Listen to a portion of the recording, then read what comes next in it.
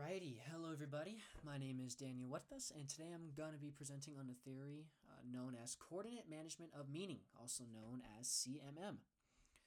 Um, Here's a brief overview about what I'm going to be going over today. First, we're going to talk about the overall big picture, where I will define what CMM means.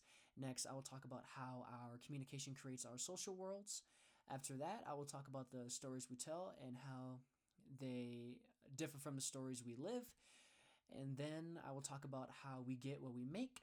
Then I will present a video that shows the theory in practice. Then lastly, I will go over the class activity. So without further ado, let's go ahead and hop right into this theory. Alrighty, now what is the coordinate management of meaning? What is that? So the theory was created by W. Barnett Pierce and Vernon Cronin, and what they wanted to do was create a theory that looks directly at communication instead of through it. Overall, the theory explains how individuals create, interpret, and coordinate meaning during interactions. Now that we have a brief understanding of what CMM means, let's go ahead and look at the first sub-element, which is Pierce's first claim about the theory, which is our communication creates our social worlds. Now, Barnett starts off this claim by explaining that communication is not just a tool for exchanging ideas and information, but it makes relationships, organizations, and cultures. This claim is known as communication perspective, which is the ongoing focus on how communication makes our social world. Barnett would sum up the claim by stating that persons in conversation co-construct their own realities, and they are simultaneously shaped by the worlds that they create. He would then go on to use the artwork called the bond union, which is the picture on the bottom right of the slide, to further explain this claim.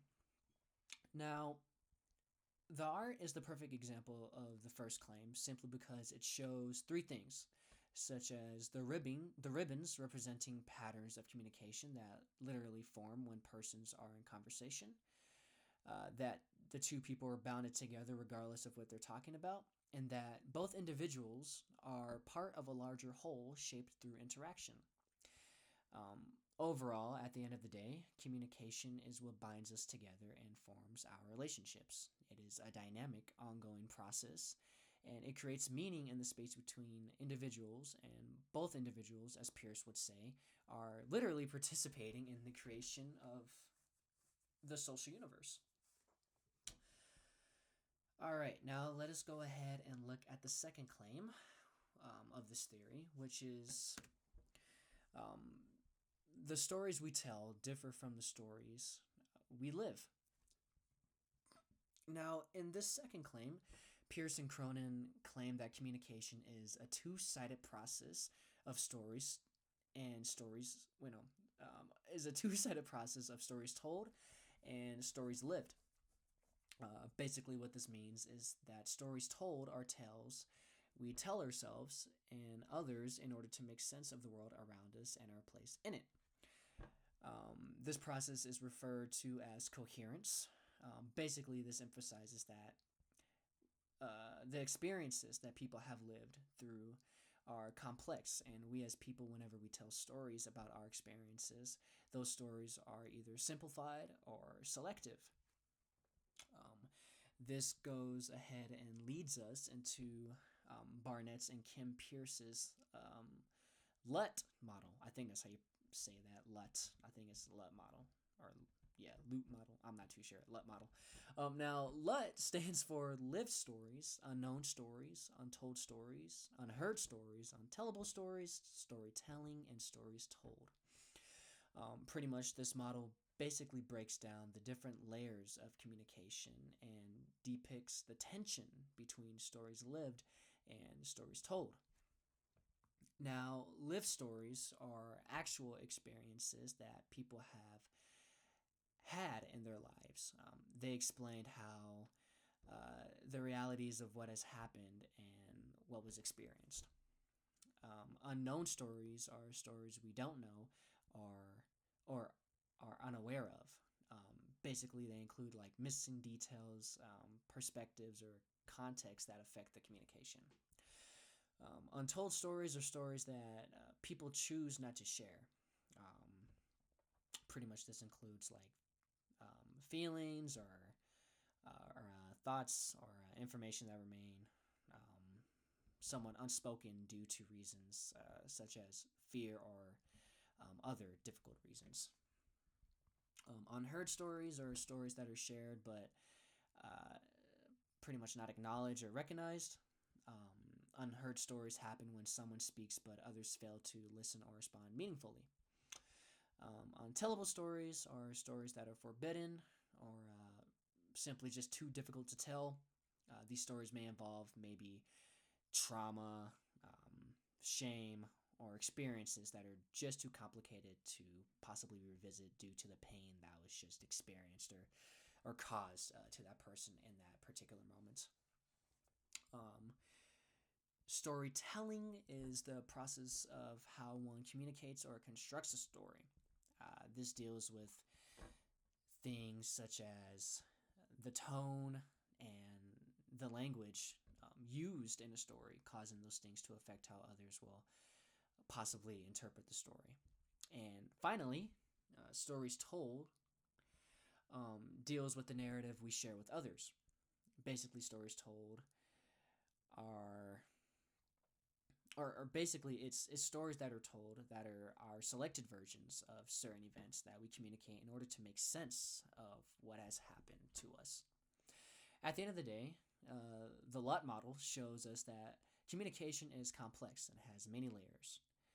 By reflecting on stories told and how we ourselves tell stories, we can better understand others, um, resolve conflicts, and possibly create shared meanings in our interactions. Now that we have a brief understanding about the second claim, about the stories we tell different from the stories we live, let's go ahead and look at um, the third claim, or the sub element three. And the third claim is we get what we make. Now, CMM claims that we create our social worlds through our patterns of communication. Hence, we get what we make. Kim Pierce goes on to explain that if your patterns of interaction contain destructive accusations and reactive anger, you will most likely make a defensive relationship. If your patterns contain genuine questions and curiosity, you will have a better chance of making a more open relationship. What this claim suggests is that our communication patterns actively create the results we experience. Positive, respectful communication tends to foster understanding and connection, while negative, hurtful interactions can often lead to uh, conflict and the possibility of division. Um, a good example of this is, say you have a disagreement with someone and you approach the disagreement with anger and blame, then you're most likely going to get defensiveness in return from the other person. Um, Otherwise, if you were to approach the situation with more empathy, then you are more likely to build understanding and possibly resolve that issue that is at hand with the other person. This third claim also shows that we are co-creators of social world, meaning we don't just receive experiences, we create them through the way that we communicate with one another. Each interaction is basically like a building block that shapes our relationships and basically our social environments. I would say a good example of this is a workplace with constant criticism and poor communication. This will create a toxic atmosphere, while one with collaboration and encouragement will foster trust and productivity. Alrighty, and lastly, this claim encourages individuals to take responsibility for the outcomes they experience. By recognizing that we are active participants in creating our social worlds, we can choose to communicate in ways that possibly produce more positive and constructive results. I would say an example of this can be in the form of a of a family conflict. Instead of saying, they always misunderstand me, you might reflect on how your tone or word choices contribute to the misunderstanding and adjust accordingly. Overall, we get what we make. meaning that our communication directly shapes the experiences and relationships and outcomes we face. By recognizing this, we can take responsibility for how we communicate and intentionally create the social worlds that we want to live in. Pretty much, if we want better results, we must communicate in ways that foster understanding, respect, and positive change. Alrighty, now in this, we're gonna go ahead and transition to the next slide, where CMM will be put into practice. Um, it will be put into practice in a form of a movie clip from the film Good Will Hunting. So just give me a second while I pull up the video.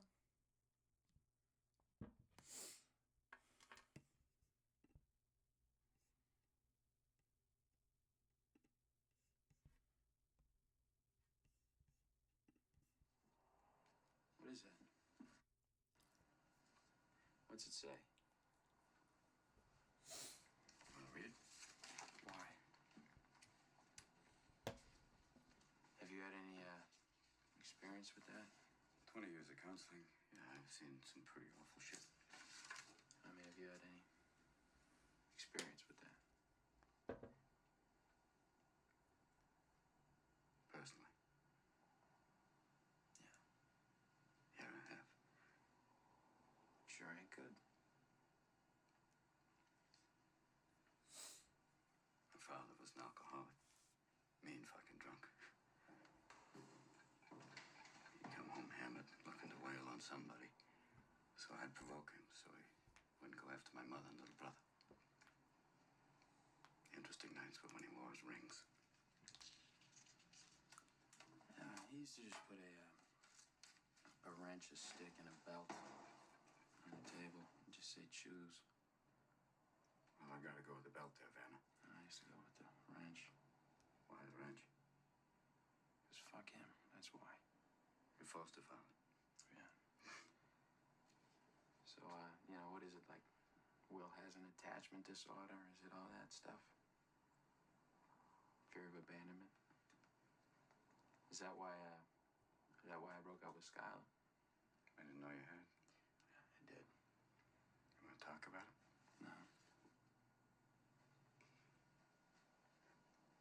Hey, Will. I don't know a lot. You see this? All this shit.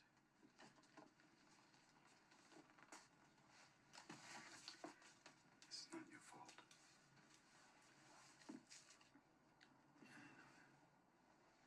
Look at me, son.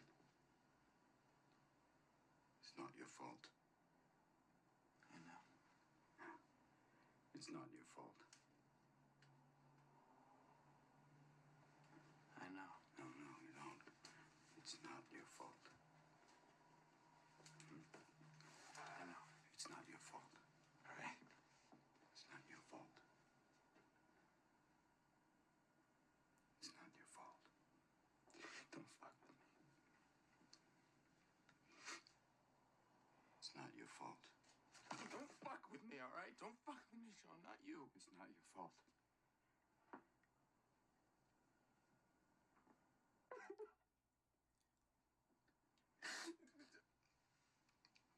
It's not your fault.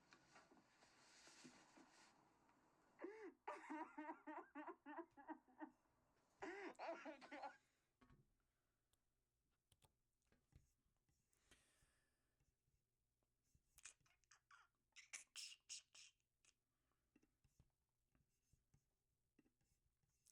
Alrighty. I do apologize for the cursing in the clip. Sorry if anyone's offended by that. So pretty much, um, in this scene, in the "Not Your Fault" scene, Robin Williams repeatedly tells Matt Damon that his painful child experience isn't his fault. Matt Damon initially resists the message because of his lived experiences of trauma and guilt. Now, the connection that CMM has here is that Robin Williams helps Matt Damon, and well, like, he helps Matt Damon reconstruct the meaning of his story. Um, this shows the gap between the stories that Matt Damon tells himself that he's pretty much like unworthy, and the potential for a new story that he is not to blame.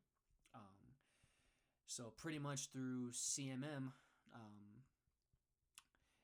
they will create a new shared meaning that will hopefully begin to heal Will or Matt Damon in this film.